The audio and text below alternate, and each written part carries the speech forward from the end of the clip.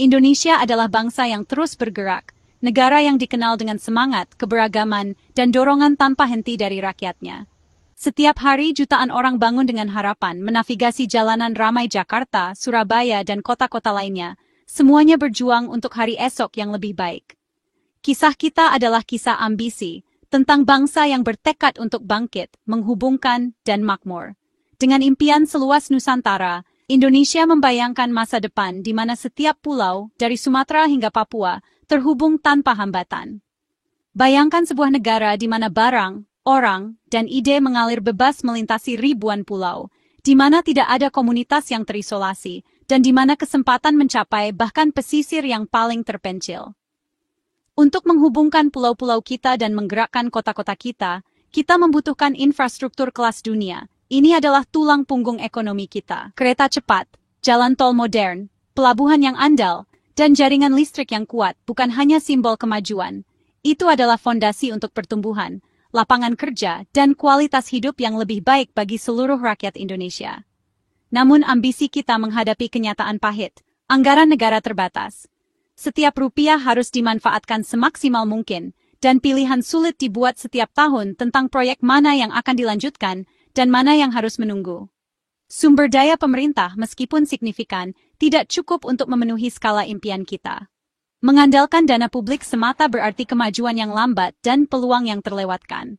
Proyek-proyek terhenti, jadwal meleset, dan masyarakat menunggu bertahun-tahun untuk infrastruktur yang sangat mereka butuhkan.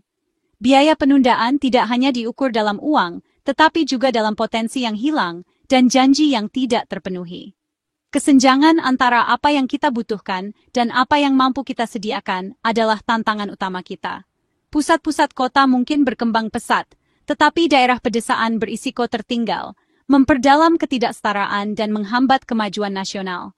Kesenjangan antara visi dan realitas semakin lebar setiap tahunnya karena kurangnya investasi. Kita harus berinovasi, menemukan cara yang lebih cerdas untuk membangun masa depan kita. Ini berarti merangkul teknologi baru, pembiayaan kreatif, dan kemitraan yang menyatukan yang terbaik dari keahlian publik dan swasta. Ini tentang menata ulang bagaimana kita merencanakan, mendanai, dan menyediakan infrastruktur yang dibutuhkan Indonesia. Model pembiayaan publik tradisional tidak lagi cukup. Hambatan birokrasi, proses yang usang, dan anggaran yang terbatas tidak dapat mengimbangi tuntutan negara yang berkembang pesat. Kita perlu membebaskan diri dari kendala lama dan merintis jalan baru. Kita membutuhkan mekanisme yang menarik modal swasta sambil tetap menjaga aset strategis di bawah kendali negara. Dengan mengundang investasi dan keahlian dari sektor swasta, kita dapat mempercepat pembangunan, berbagi risiko, dan memastikan bahwa kepentingan Indonesia tetap terlindungi. Jawabannya bukanlah menjual warisan kita, tetapi mengelolanya secara lebih produktif. Aset publik kita, jalan, pelabuhan, utilitas, dapat dimanfaatkan untuk membuka pendanaan baru tanpa mengorbankan kepemilikan atau kebanggaan nasional. Tantangannya jelas, bagaimana kita membuka nilai aset yang ada untuk mendanai pertumbuhan baru. Jalan ke depan menuntut visi, keberanian, dan kolaborasi. Masa depan Indonesia bergantung pada kemampuan kita untuk menjembatani kesenjangan antara ambisi dan realita, memastikan bahwa setiap warga negara mendapatkan manfaat dari janji kemajuan. Hadirlah Hak Pengelolaan Terbatas, atau Skema Konsesi Terbatas, HPT. Inisiatif terobosan ini dirancang untuk mengubah cara Indonesia mengelola dan mengembangkan infrastruktur vitalnya. Seiring pertumbuhan kota-kota kita dan meningkatnya permintaan akan transportasi yang efisien dan layanan publik, pemerintah mencari solusi inovatif untuk mengimbangi kemajuan. Skema HPT adalah respons berwawasan ke depan terhadap tantangan-tantangan ini, bertujuan untuk membuka nilai tersembunyi dalam aset-aset kita yang ada dan menyalurkannya ke peluang baru untuk pertumbuhan. Melalui HPT, pemerintah memberikan hak kepada mitra swasta untuk mengelola dan mengoperasikan aset negara, seperti jalan tol, pelabuhan, atau fasilitas umum, untuk jangka waktu yang telah ditentukan. Ini bukan hanya kontrak sederhana. Ini adalah kemitraan yang terstruktur dengan cermat, yang menyeimbangkan kepentingan publik dengan efisiensi sektor swasta. Dengan mengundang keahlian swasta, pemerintah memastikan bahwa aset-aset ini dipelihara, ditingkatkan, dan dioperasikan dengan standar tertinggi, memberikan manfaat bagi jutaan rakyat Indonesia. Sebagai imbalan atas kesempatan ini, mitra swasta membayar biaya awal yang besar kepada pemerintah. Suntikan dana langsung ini adalah pengubah permainan. Ini memungkinkan pemerintah untuk berinvestasi langsung dalam membangun infrastruktur baru, seperti jalan, jembatan, dan sistem transportasi umum, tanpa menunggu bertahun-tahun untuk mengumpulkan modal atau meningkatkan beban utang negara. Alih-alih mengandalkan pinjaman atau pembiayaan eksternal, Indonesia kini mampu mendaur ulang nilai aset-aset yang sudah matang dan menghasilkan pendapatan. Pendekatan ini mempercepat laju pembangunan, memastikan bahwa proyek-proyek baru dapat diluncurkan dengan cepat dan efisien, sementara infrastruktur yang ada terus melayani publik secara efektif. Penting untuk dicatat bahwa HPT adalah kemitraan strategis, bukan penjualan. Pemerintah mempertahankan kepemilikan penuh atas aset, sementara mitra swasta bertanggung jawab atas pengelolaan dan operasinya selama periode konsesi. Ini memastikan bahwa kepentingan publik tetap terlindungi setiap saat. Dengan memanfaatkan keahlian sektor swasta, Indonesia dapat mencapai standar layanan yang lebih tinggi, pemeliharaan yang lebih baik, dan efisiensi operasional yang lebih besar. Sementara itu, pengawasan pemerintah menjamin transparansi, akuntabilitas, dan keselarasan dengan tujuan pembangunan nasional. Ini menandai perubahan paradigma yang signifikan, dari kepemilikan aset yang pasif menjadi manajemen yang aktif dan produktif. Ini tentang membuat setiap rupiah dan setiap kilometer infrastruktur bekerja lebih keras untuk masa depan bangsa. Dengan skema konsesi terbatas, Indonesia mengambil langkah berani menuju pembangunan yang lebih cerdas, lebih cepat, dan lebih berkelanjutan, membuka jalan bagi masa depan yang lebih cerah dan lebih terhubung untuk semua. Agar HPT bisa berjalan, landasan hukum yang kuat itu penting banget. Nah, Peraturan Presiden 66/2024 ini kasih kepastian itu. Dia atur semua aturan mainnya, hak dan kewajiban semua pihak. Perpres ini bikin proses HPT jadi standar, jelasin aset mana aja yang boleh ikut, dan pastinya transparan. Aturan ini juga mewajibkan pembayaran di muka dari HPT langsung dipakai buat danai proyek-proyek infrastruktur baru yang jadi prioritas. Selain itu, Perpres ini juga tekankan peningkatan layanan publik lewat pengelolaan yang profesional. Dengan formalisasi kemitraan pemerintah swasta ini, Perpres 66/2024 menciptakan situasi yang saling menguntungkan. Negara dapat dana, swasta dapat peluang, dan masyarakat dapat infrastruktur yang lebih baik. Mari kita perjelas. HPT, atau hibah pengelolaan terbatas, tidak sama dengan privatisasi. Seringkali ada kebingungan seputar istilah-istilah ini, tetapi penting untuk memahami perbedaannya. Privatisasi berarti menjual aset publik kepada entitas swasta, mengalihkan kepemilikan dan kendali.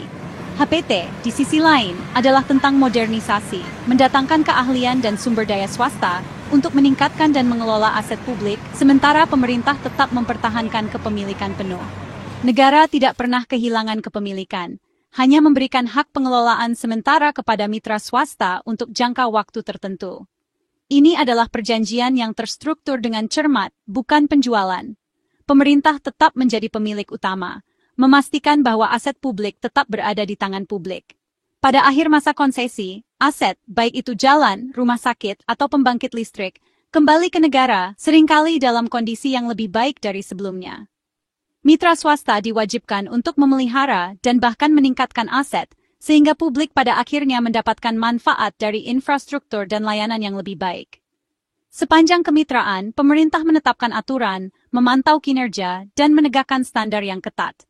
Pengawasan ini memastikan bahwa kepentingan publik selalu dilindungi, dan bahwa mitra swasta memenuhi janjinya. Anggap saja seperti menyewakan, bukan menjual. Sektor swasta diundang untuk mengelola dan meningkatkan, tetapi tidak pernah untuk memiliki. Mitra swasta membawa efisiensi, inovasi, dan investasi yang sangat dibutuhkan, mempercepat peningkatan yang mungkin membutuhkan waktu bertahun-tahun. Namun, aset tersebut tetap menjadi milik publik, melayani masyarakat. Model ini memodernisasi manajemen, memperkenalkan teknologi mutakhir, dan meningkatkan standar layanan untuk semua orang. Ini tentang memanfaatkan yang terbaik dari kedua sektor untuk kebaikan publik. HPT membuka nilai dari aset publik tanpa mengorbankan kedaulatan atau kendali nasional. Peran pemerintah sebagai pengelola kekayaan publik tetap tidak berubah. Singkatnya, HPT adalah cara yang cerdas dan berpandangan jauh ke depan untuk mendanai kemajuan, mendorong inovasi, dan meningkatkan layanan publik, semuanya sambil menjaga kekayaan nasional kita dan memastikan bahwa publik tetap menjadi inti dari setiap keputusan. Tidak semua aset memenuhi syarat untuk HPT.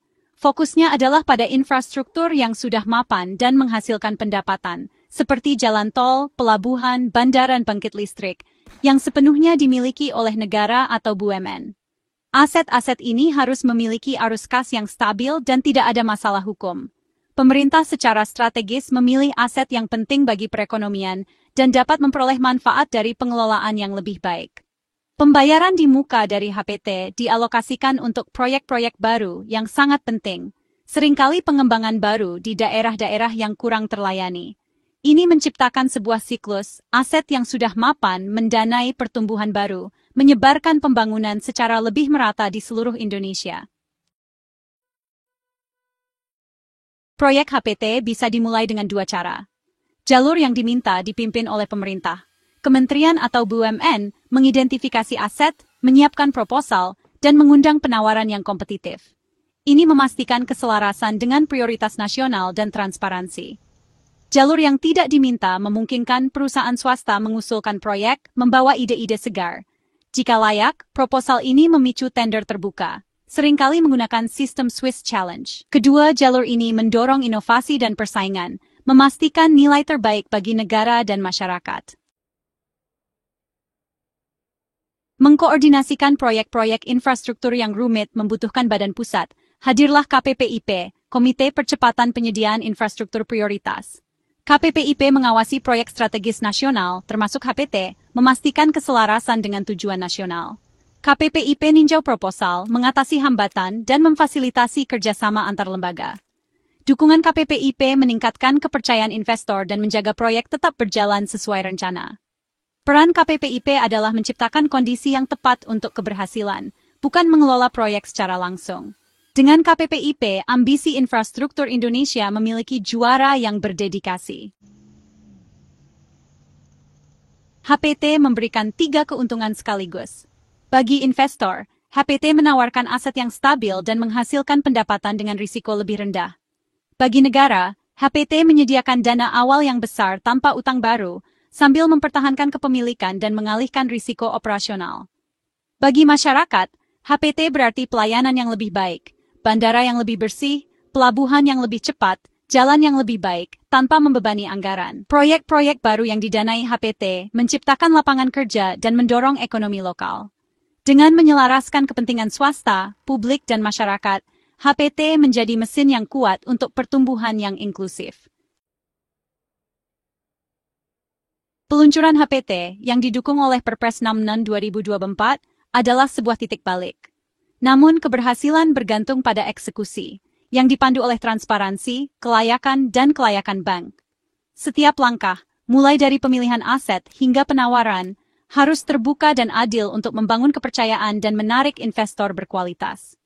Proyek harus didasarkan pada analisis yang kuat dan target yang realistis. Kelayakan bank adalah kunci. Hanya proyek yang terstruktur dengan baik dan sehat secara finansial yang akan menarik investasi.